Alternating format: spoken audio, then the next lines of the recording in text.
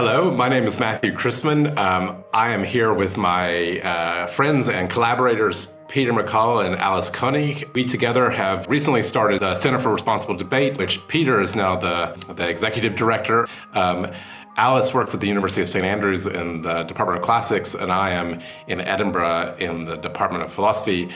We are members of a team of people who originally met in the Young Academy of Scotland and worked on developing a charter for responsible debate.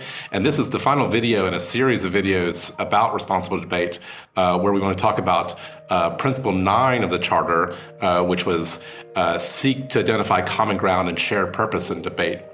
Alice, I wonder if you could tell us if you have any good examples of where we can see people getting hung up on sort of a focus on their particular position in a debate rather than kind of identifying underlying needs or purposes. Interestingly, I think one of the things that we've all found as we've explored the Charter for Responsible Debate is that Principle 9 is one of the hardest, because we can individually pay attention to the kind of language, the temperate language we use, for example, or we can try individually to listen well. But seeking common ground is really challenging. And as you say, one reason for that is that when we get into debates, we often get fixated on our position on an issue, rather than really rolling back from that position to think about what common ground or what shared purpose we might have with the people who take a very different position. So one example of that could be the Brexit or the Scottish independent referendums that happened in the UK a few years ago.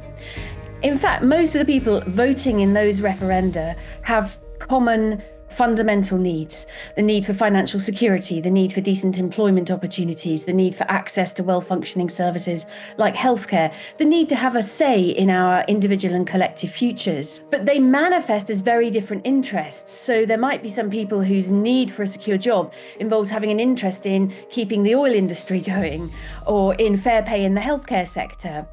Or their needs might involve them wanting to be free to travel wherever they want, or have a sense of independence from far-flung governments. And that leads to very different positions. So some people then came out starkly in favour of Brexit, or starkly for Brexit, or starkly in favour of Scottish independence or against it. So let's take another example where in Ukraine, people with direct experience of conflict, who've lost loved ones, who've maybe ended up fighting themselves, whose lives have been absolutely overturned by conflict. The fundamental need for everyone there is a lasting peace. Different people's experiences of the war result in different positions. One position might be, we've lost so much, we can't give in now. Another position might be, look, we've lost so much, we need peace at all costs. And in that situation, identifying overlaps is very, very challenging, but it is very important because it builds empathy. It builds relationships with people in the other camp. It builds a sense of identification. Although people have the same fundamental shared needs, they result in people taking very different positions on an issue, which can become very, very polarized. In a more mundane example, my family have been doing some holiday planning recently. We all, in the summer, we know that we'll all need a change of scene. We'll all need some rest and relaxation after a long school year or an academic year, because we have the same fundamental needs. But we do have quite different interests. So some of us like walking up wet and windy hills, and some of us are much more keen on visiting places in warm Mediterranean sunshine. That means that we take very different positions on where to go on holiday. And, for some people, Scotland is very much the best holiday destination. For other people, it's very much not. Italy is the preferred option. So our different positions and interests, are the things that we end up debating, rather than going back to the fundamental needs of how can we all have a holiday where we get some rest and relaxation. So I think in that context, I'd be really interested in hearing from you, Alice, how you think those debates could have gone better, how you maybe applied some of the learning and the principles from the Charter, and how you think we could learn from that. Yeah, so I think one thing that I've learned from being involved in these quite hot debates myself is that we're socialized into sort of deeply ingrained habits of debate that mean that we want to just keep pushing our entrenched position and keep arguing our viewpoint and our position increasingly fervently. One of the things that we've been trying to do in the debate around where to go on holiday is what everyone wants to get out of a holiday, real fundamentals, getting back down to those fundamentals, and then to try and find overlaps that can be satisfied by multiple locations, and also, avoiding the tendency to dismiss other people's ideas. So it's about trying to recognize and empathize with the other person's interests and position. Peter, I know that you're very interested in how we get closer to these positive habits of debate and away from the habits that tend to result in polarized positions. The deeply ingrained habits of debate that we have don't make it easy for us to slow debate down or build bridges or acknowledge good points. And that's challenging enough when we're talking face to face, but it happens even less. It's even more challenging online. You've thought a lot about how we might do a better job of organising online spaces as well as in-person spaces to promote responsible debate. So do you have an example where you think changing the structure, changing our general approach would improve our ability to find common purpose? Yes, Matthew and I wrote something for the report on the Charter for Responsible Debate, which I recommend you read, about the online spaces. I was particularly interested in time in Twitter. It was a driver of polarization, largely because the way in which Twitter was designed, which was short form posts, which rewarded attention, and therefore rage baiting became a way in which to drive up your visibility. So if you wanted to have lots of people following you, which gives you lots of influence and the opportunity to sell things and all sorts of other benefits, saying outrageous things that attracted lots and lots of debate was the way in which to do that, which is antithetical to what we want to do. It's completely the opposite of what we want to do. And we engaged with a person through our process who'd designed his own app to help people reach resolution in debates, which he couldn't find funding for at the same time as billions were being spent on Twitter to be bought by Elon Musk. Now, I think that reflects that we need to find more spaces online where we can go to resolve problems, and that people need to be committed to the resolution of problems, not just to being rage baited. So I think there's something incumbent on us to find ways and to find the tools. And there are all sorts of things out there. I mean, poll.is is the one I particularly like, that helps you to map your position in relation to other people's position.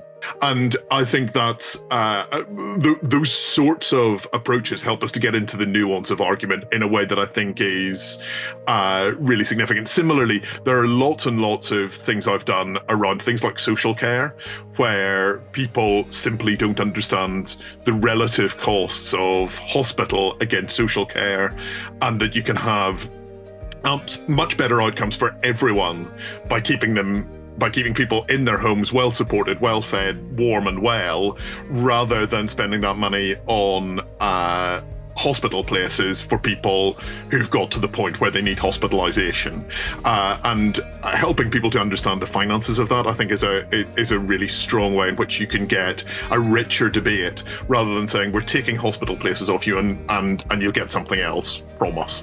I think there are a number of interesting things in that space. Those are really interesting examples of, I think, where if we fixate on our particular positions and interest in the discussion, we'll lose sight of the possibility of some shared purpose underneath, and we can find that shared purpose partly by identifying overlapping needs. Peter, do you think there's anything in particular about the online space that could be designed in a way to help us to debate better? Let me take you on a little journey in which boxing is the first sport that anybody invented, and it's pugilistic, and it shows which man, because it almost certainly was a man, is stronger and more effective. And that's what the internet feels like at the moment, that it's a sport of strength and strength only.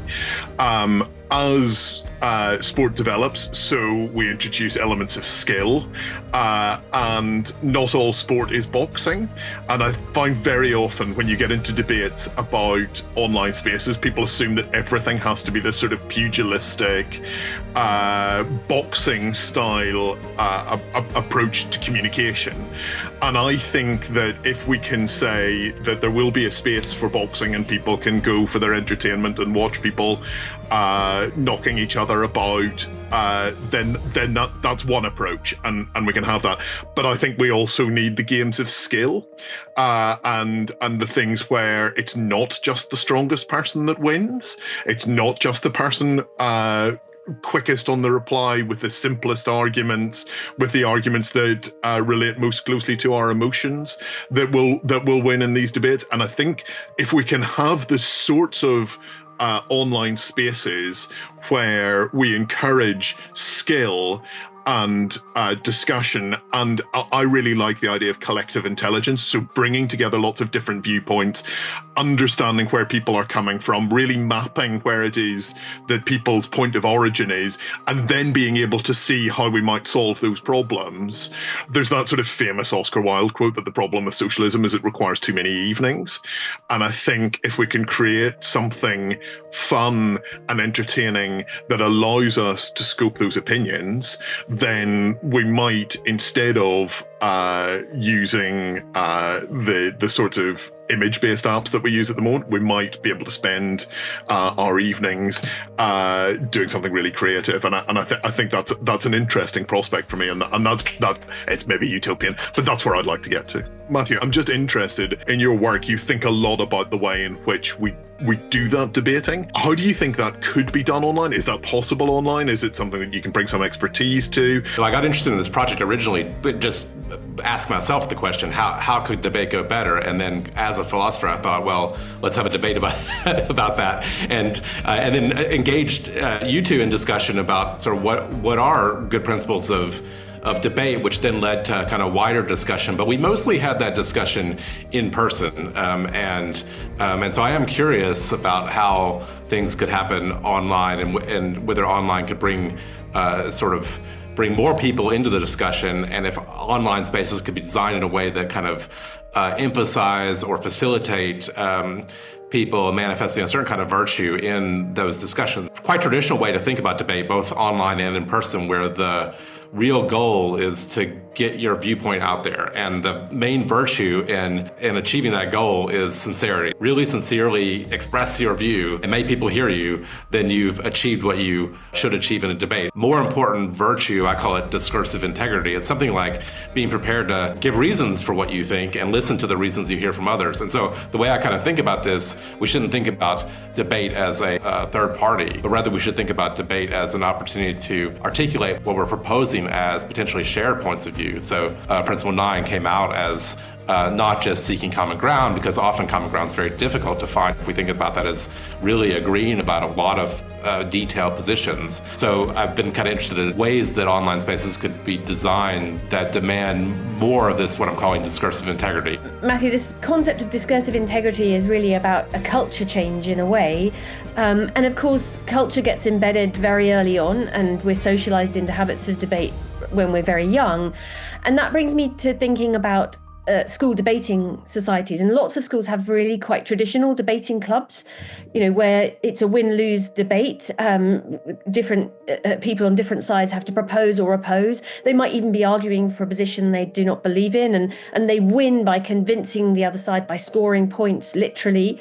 Would you like to see a wholesale shift away from that towards more collective debate, more collaborative debate, more debate that's along the lines of what you say? I think we should think like this. What do you think? Or do you think there's actually space for both models in schools, and that together they can help people think about the merits and challenges of different styles of debate? The traditional form of debate does encourage people, especially when you're given a position you have to defend, even if it's not what you believe. I think that encourages people to focus on reasons that are meant to convince anybody, i.e. reasons that are for a collective point of view on something, not just why you think it. So I think if you're in a space where you're defending just your own point of view, it can be very tempting to only focus on the sorts of things that matter to you, and that makes it then difficult to really defend a position on how we should approach some issue where that's thought of as something kind of collective. But this idea of winning debate by scoring points, I suppose, I feel like that does encourage the wrong model for thinking about or for developing this civic virtue of discursive integrity. So I've enjoyed being involved with the Ethics Cup and their alternative way of thinking about what's involved in debate. I think it's important that it's not just showing that you can listen to the other side and reflect back that you've listened. I think it's showing that you can incorporate the reasons given by someone else, maybe for a position that's not even really exactly opposed to your position, but just different, into a sort of more shared view about how to approach something. So I guess my answer to your question, Alice, is that I think both forms of debate have their value in pedagogy and how we develop things, but emphasizing especially just the traditional debate, I think, will tend to draw us away from developing discursive integrity as a kind of civic virtue in our public space. I guess with that, I'd like to kind of end by asking you back, Alice, if you could say what you think is the message people should take away for how we might better organize society to promote responsible debate. Well, I think one of the first things I want to say is just how urgent and important it is that we do address how we debate, that we do cultivate this civic virtue of discursive integrity, that we do build on each other's points rather than constantly shoot them down, and find ways to find shared purpose as a way of either disagreeing agreeably or building towards solutions that are collective benefits to everyone. We have lots of challenges ahead. Climate change, which in turn is driving more migration, which is driving conflict within and between communities at all levels. That's just to mention a few of the sort of big global challenges. None of those challenges can be effectively addressed if we just shout at each other from different positions.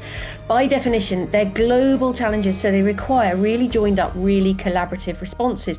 And we can only find sustainable solutions to huge problems if we keep thinking about shared purpose and working out how to disagree agreeably. And it's not an exaggeration to say that responsible debate is a fundamental part of building and securing peace on our planet. And I do think of it as peace building work at personal, local, national and international levels in our day-to-day lives, that we actually pause and think about how we're engaging in this debate, not just what we want to say in it, that we actually really consciously seek out these alternatives and that we debate mindfully as a day-to-day bit of piecework, see how we can get on with applying one or more of the principles for the Charter for Responsible Debate.